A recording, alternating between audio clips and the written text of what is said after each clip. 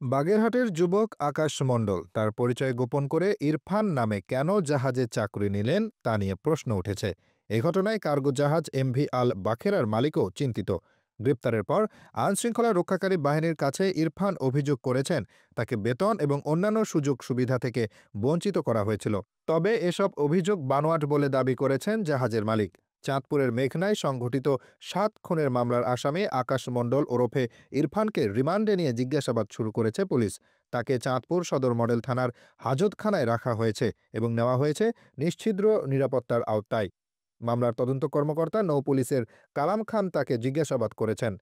গতকাল বুধবার চাঁদপুরের জুডিশিয়াল ম্যাজিস্ট্রেট ৫ নম্বর আদালতের বিচারক মোহাম্মদ ফারহান সাদিক ৭ দিনের রিমান্ড মঞ্জুর করেন।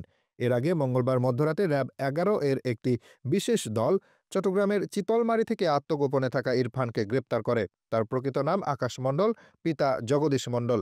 তাদের বাড়ি বাগেরহাটের ফকিরহাট উপজেলায়। কার্গো জাহাজ এমভি বাখেরার মালিক মাহবুব মোর্শেদ ডাবলু জানান, ইরফান নামে পরিচয় দিয়ে আকাশ মণ্ডল তার জাহাজে খালাসির পদে চাকরি নেন। তিনি আরও বলেন, কেন এবং কী কারণে সে প্রকৃত নাম গোপন করেছিল তা আমাদের কাছে অজানা। গতকাল আদালতে আত্মপক্ষ সমর্থন করে আকাশ মণ্ডল ওরফে ইরফান বিচারককে বলেন, মানুষ ভুল করে, আমিও ভুল করেছি।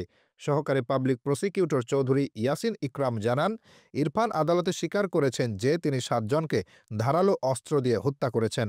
নিহতরা হলেন জাহাজের মাস্টার ফরিদপুর সদরের গোলাম কিবরিয়া, একই এলাকার শেখ সবুজ, নড়াইলের সালাউদ্দিন, আমিনুর মুন্সি, মাগুরার সজিবুল ইসলাম, কিশোর মাজেদুল এবং মুন্সিগঞ্জের রানা। নিহতদের ময়নাতদন্ত সম্পন্ন হয়েছে চাঁদপুর জেনারেল হাসপাতালে। হাসপাতালের আবাসিক মেডিকেল অফিসার হাসিবুল আহসান জানান, ধারালো অস্ত্রের আঘাতে মাথা ও মুখমণ্ডলে গুরুতর আঘাত করে তাদের হত্যা করা হয়।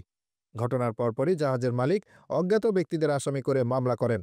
ঘটনার সময় চট্টগ্রাম থেকে সার বোঝাই করে সিরাজগঞ্জের বাঘাবাড়ি যাচ্ছিল এমভি আল বাখেরা। মালিকপক্ষ জাহাজটি গন্তব্যে পৌঁছে দিতে আদালতের অনুমতি চেয়েছে। এই ঘটনায় ছায়া তদন্ত করছে সিআইডি ও পিবিআই। পাশাপাশি শিল্প মন্ত্রণালয় এবং জেলা প্রশাসন গঠিত তদন্ত কমিটিও কাজ করছে।